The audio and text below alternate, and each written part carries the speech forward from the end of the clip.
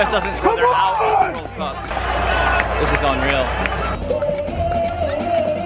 It's a wake-up call. A wake-up call not just for the U.S. supporters and the U.S. fans, but U.S. soccer itself to do better. You need to wake up. In a contradictory year of dizzying highs and plunging lows, an American teenager became a global star while an ugly legal battle raged in U.S. court. Professional clubs set incredible attendance records while others folded.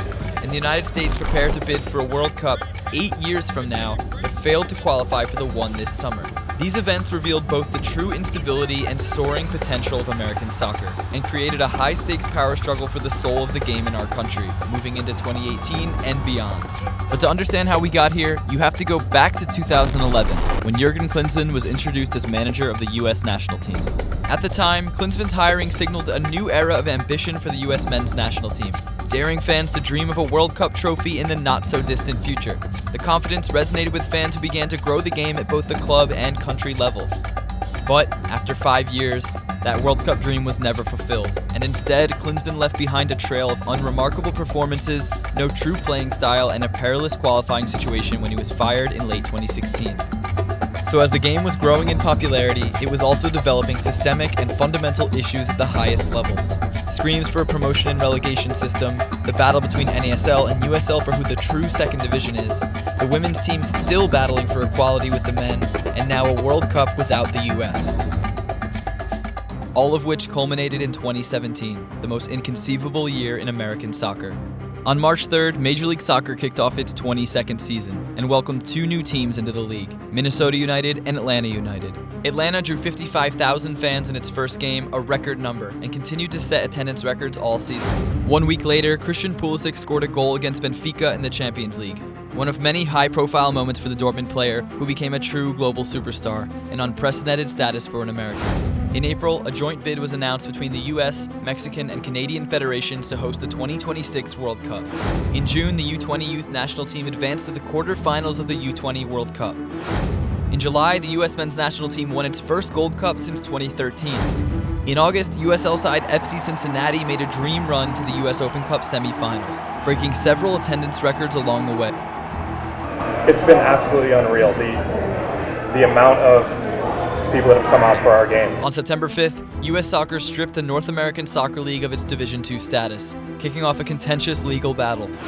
20 days later, the NASL filed a federal antitrust lawsuit against U.S. Soccer.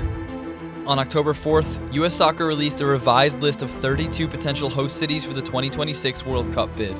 6 days later, they lost to Trinidad and Tobago, eliminating the U.S. from World Cup qualifying. I never saw it coming. It's crushing, man. Everything we've been working for and hoping for, we're done now. It's tough, man. It's going to be a long couple days.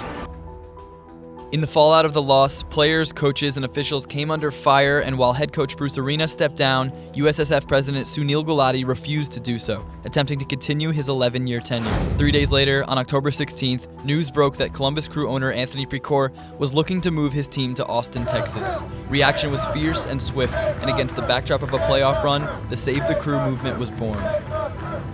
The fact that there are so many people willing to put themselves out there for a team that they don't even root for is amazing. This anti-MLS backlash compounded the shade already being thrown at the highest levels of American soccer, and another avenue for change arose, the USSF presidential election. Gulati's unwillingness to readily step down meant that challengers had to step up, and October 20th, former national team star Eric Winalda threw his hat into the ring.